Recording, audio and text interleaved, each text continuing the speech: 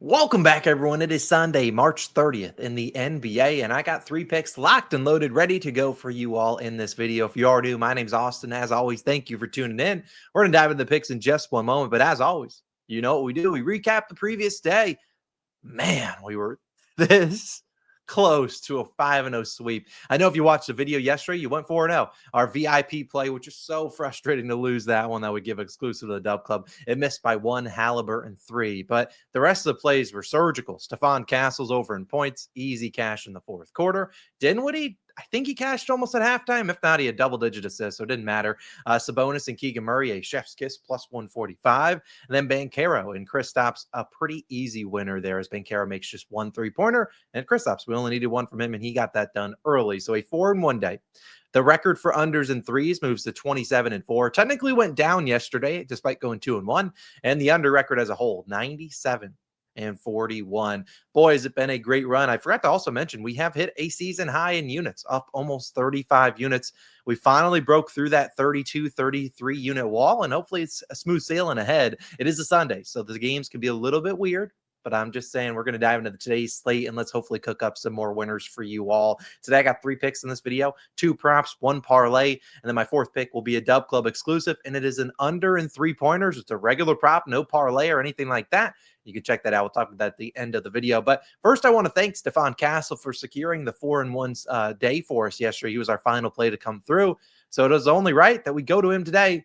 And we're fading him. Stephon Castle under 19.5 points, minus 110 on BetMGM. Yeah, it feels wrong to fade a guy we just backed, but does it look like I care? No, I don't care. We'll fade him as he and the Spurs play host to the Warriors. Now, going on to the end of the season, as the end of the season wraps up, 2 weeks from today. We have 2 weeks from today is the final regular season game. There's no games actually 2 weeks from yesterday. There's no games on a weird Saturday, but that's not what we're here for. Let's talk about Castle, though. With 2 weeks left in the season, do the Spurs have anything to play for? No, they got nothing. So on a back-to-back, your rookie that you want to build around, we know we got Fox and Wemby, but this is a guy that's been showing a promise. We're going to want to build around him. We don't need to run him into the ground on a Sunday, especially against a Warriors team who is searching for wins, and they are trying to win as many games as they can as they are making a playoff push. So, number 1, you should see maybe some limited minutes. Number 2, could be a blowout. It's a 12.5-point spread. Number 3, the Warriors are a bad matchup for him. Now, we'll go to PropsMadness and talk about Stephon Castle's matchup. And if you look at it, he's been all right. Like I said, he's been over in a couple recent games, including these games. Now, we took him to 19.5. You can see FanDuel and DraftKings just moved there. Almost every other book's at 19.5. So secure it there if you can, because you'll see he had one game recently where he did end on 19 on the dot here against the Pistons. Now, I get the volume's been pretty good against the Warriors or against the Cavs and the Celtics, but you look at how he scores his points. Let's go down here. Transition scoring, big point for him. Well, the Warriors are a top 10 transition defense. Spot-up shooting is a great matchup for the Warriors, but that's not really what Stephon Castle does now that they don't have Fox and Wemby. He's more of a guy that has the ball in his hands, which goes to this one. 5th best pick-and-roll defense, good at limiting free throws as well, which we saw yesterday. 10 free throw attempts, which helped his cash. We'll definitely appreciate him. But a big thing is you look where he scores his points. He scores 50% of his points in the restricted area where the Warriors rank first. They don't give up a lot of opportunities there. They give up some outside of the restricted area, but that's really where he's trying to get. And we saw earlier this season versus the Warriors, he did end on 19. So it was one of those games where you need to get that 19.5 if you can. This game, he shot nearly 50%, made 2 threes. Played 33 minutes. He hasn't even been playing. And in this game, Wemby played, but you look at the other guys that didn't. Devin Vassell, Keldon Johnson, Jeremy Sohan, all those guys didn't play. And I would argue if you're going to say, hey, we'll take those 3 guys and put them in the lineup for Wemby, I'd probably lean towards those 3 guys. They're all capable of scoring many more points than Wembanyama is in a single game. So I look at those guys to step it up. Like I said, played 33 minutes in a game they won, shot well. But again, 30 minutes yesterday, even in a tight game, 32 against the Cavaliers the game before. On a back-to-back, he has also struggled, not playoffs. Back-to-back, we've seen him struggle as well. Now, he does have a couple games where he went over here, but back-to-back averaging 14 a game, under in 11 of 13. And I get it, his role here, much different than it is here, but you saw he played even 36 minutes and still went under against the Pelicans. A great matchup for him. The same thing was said about the Mavericks. Fox did play in this game, no Wemby. Again, bad shooting from him, 30 minutes. Only games he really went over with a Thunder. A good, matchup.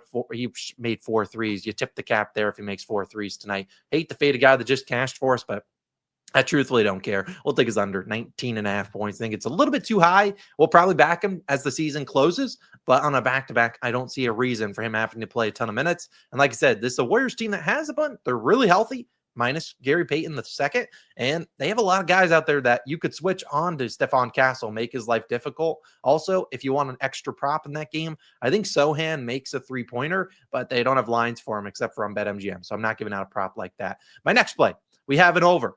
And we're going to a guy that we've backed a few times this season, Mr. Bridges of the New York Knicks, backing his over 23.5 points plus assists, minus 128 on FanDuel, a one-unit play. Him and the Knicks play host to the Blazers tonight. I think it's a great matchup. This is a 6 p.m. start, so not super early. I don't have any picks in the Clippers and Cavs game, which is 3:31, but I really think this is a good spot to back Bridges, and he's been really good for the Knicks. Obviously, I'm a big Knicks fan, and I watch a large majority of their games. And now that they're super shorthanded, they're already down Brunson, who's going to be out again today, but they're also down Deuce McBride and Cam Payne. And let's be honest, this Knicks offense doesn't really have a lot of scoring out there. Bridges is one of them. They have OG Anunoby, and they have Karl Anthony Towns. Now, Cat got in a lot of foul trouble last game. I expect him to be better today. OG's been really good recently, but I don't love their matchups as much as I might like Bridges. So think about Cat, who we'll actually have in our next play. We'll talk about him. But he's probably going to draw Tamani Kamara, arguably their best defender. Donovan Clingan in the first matchup these two teams played actually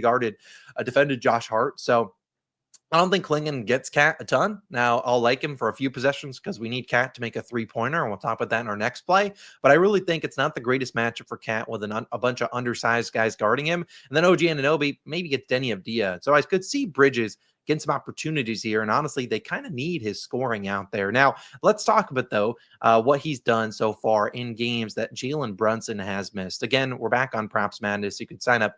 Code COS, 25% off your first purchase. They also have a bunch of WNBA stuff. Let me know in the comments if you want me to do some WNBA stuff. Normally, I don't.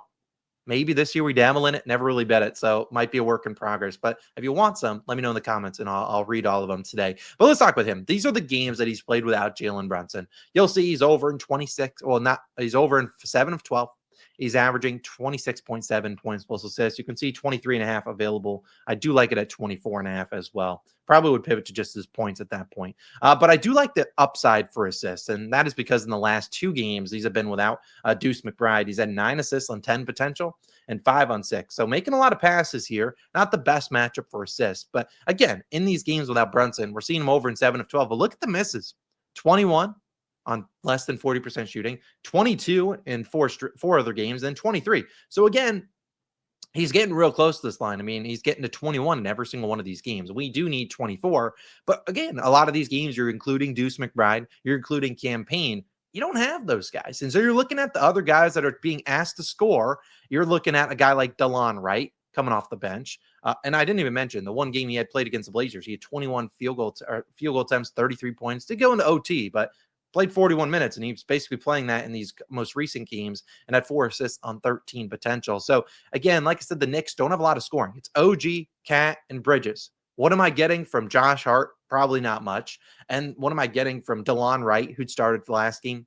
Probably not much. Had a great first quarter, but not really known for being a scorer. Tyler Kolek off the bench. Landry Shamet, not really. Precious Achua. Mitchell Robinson. Bleh. And then that's basically Landry Shamet. That's like the lineup, the 8-man rotation they're running, maybe 9. But again, they don't have a lot of shot creators. OG Anunoby is a good shot creator for himself, not really passing it to the other guys. So Josh Hart, sure, he will have Donovan Clingan, but he's not the most aggressive guy in the world. So I could see a lot of Bridges getting some opportunities here. So I really think this is a great spot. As I said in the last game when we saw those guys out against this, the Clippers, only 16 shots. Cam Payne did play in the first half there. But again, the game without Cam Payne and McBride and Brunson, 24 shots. And I forgot to even note, how he scores his points. It's not the best spot up opportunity, but Brunson, without Brunson, those guys, he's not really doing a lot of that. It's a lot in transition, pick and roll ball handler, handoffs, and stuff like that. So again, you see where he scores his points. He loves getting to the mid range. That is a great spot to get against the Blazers. They give up the most points per game in the mid range. So Bridges should be in for a very good night, and let's hope he knocks down some shots for us. So Macau, do your job. Also, you can dish it to your teammates, but if you want to score 25 points, we'll allow it. I really think the volume's there tonight. So we'll back Mr. Bridges over 23.5 points plus assists. My third play, we have another under parlayed with Karl-Anthony Towns, who we already talked about. It is going to be these two fellas. Third pick of the day. Jalen Green of the Houston Rockets under 5.5 rebounds parlayed with Karl-Anthony Towns to make a three-pointer. Now, I said I don't like Cat's matchup a ton, but I still think he makes a three. He's at home. He's shooting over 40% from three, and he has made a three in 23 straight games. So if I'm going to go down, I'll go down with Cat. And honestly, if he doesn't make a three, that probably bodes pretty well for our Bridges play. So hopefully, at worst, we would split there if he doesn't make a three, which is like minus 1,000. The real, hopefully, what this comes down to is Jalen Green's under and rebounds. Now, I would play it regular, but it's a little bit too juiced for me to do that, which is why I got Cat in here. And you just kind of hope that you don't lose on that juice reducer, which luckily we haven't really been losing on those. But I don't like Jalen Green's matchup here for rebounds. He is not. He's been, if you were to just look at his rebounding chart, you'd be like, dude, he's been rebounding the ball like crazy. What the heck are we doing?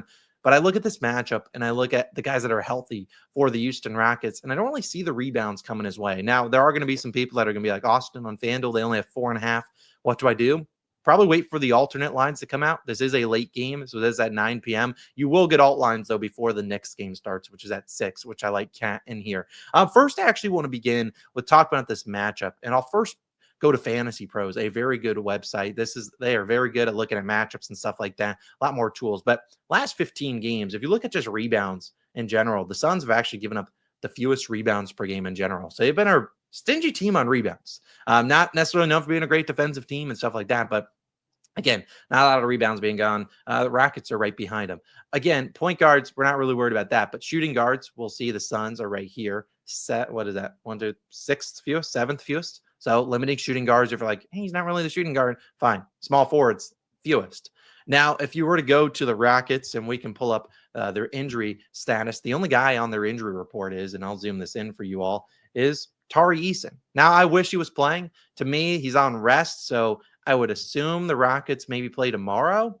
Yes, they do play tomorrow in LA. So again, are we going to run the guys' minutes into the ground? Probably not. But again, the depth chart we're looking at is, despite no Tari Eason, we're still going to have the normal starting lineup. Tari Eason will be out. Still have Jabari Smith Jr. off the bench. Probably play Aaron Holiday some minutes. And Steven Adams might play some as well. And well, Steven Adams not might. He will play. And we've seen them deploying a lineup that is Şengün and Steven Adams out there a good amount.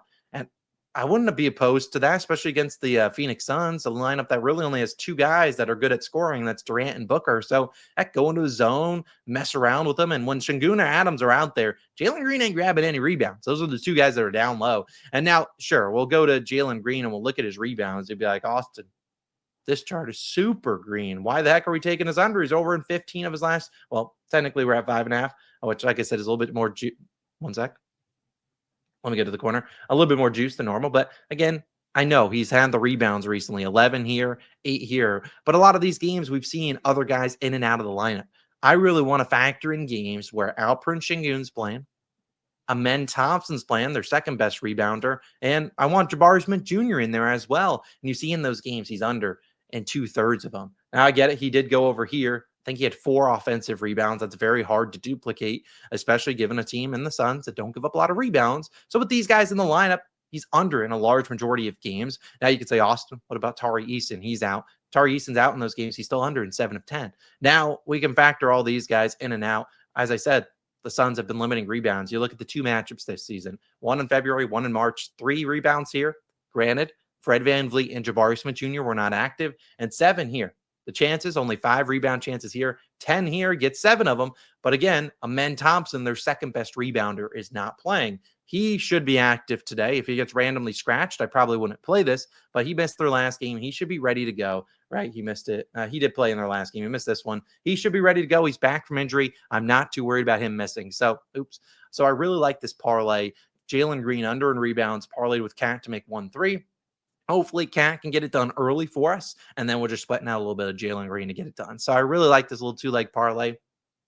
I think it's another winner for us, another under winner. So those are my 3 picks. A reminder, my 4th pick of the day will be an under in 3s. I put DubClub exclusive. It's a 14-day free trial down below in the description. I think we've hit, I'm trying to think, 6 of our last 9 DubClub exclusive plays. So they've been doing pretty well for us. Got off to a slow start, but again, it's mostly me just picking one play I really like in the mornings, throwing it out there. Sometimes it would be included in the video, making a DubClub exclusive. You should join 14-day free trial. Go do it. great time to start, or you can wait till the beginning of April if you want to, although it's not a really big difference. Either way, join it. 14-day free trial down below. Just sort of recap the card we have. Castle, under in points, Bridges over in points plus assists, the DubClub exclusive play, which is an under in threes, our best market of the season, and this 2-leg parlay, Cat to make a 3, parlay with Jalen Green, under in rebounds. That's going to do it for me today. If you haven't checked out the MLB video, you can go check it out on the screen. We had 3 picks. That's all we got, and hopefully we can go 3-0 there. Let's keep cooking in the NBA, man. It feels really good to get over that, get close to that 35 unit mark. The last few seasons, we've kind of struggled this time of year. We've really been cooking recently. I'll admit, after the All-Star break was a disaster, but really been cooking recently, and hopefully that can continue on Sunday with the 4 picks we got and going into a new week. And hopefully we can turn this 34.77 units. By an ideal world, would love to soar past 40, but I'm not gonna got to take every day with a grain of salt. It is the NBA. It's the last 2 weeks of the season before we get to the playoffs, where it becomes even more difficult. So we got to lock in and really get locked in on these games and watch a bunch of them to really figure out the best places to attack. So let's keep it cooking. Let's have a great day. And if you want to go check out the MLB video, I'll link it here. If you want to join the DubClub, get that DubClub exclusive play. It was already sent out. You can join 14-day free trial. Get on in there, join the community, sweat with us all. It's a lot of fun, and it's a great time. So join it. I appreciate it. Thank you as always. See you in the next one. See you on Monday. Peace.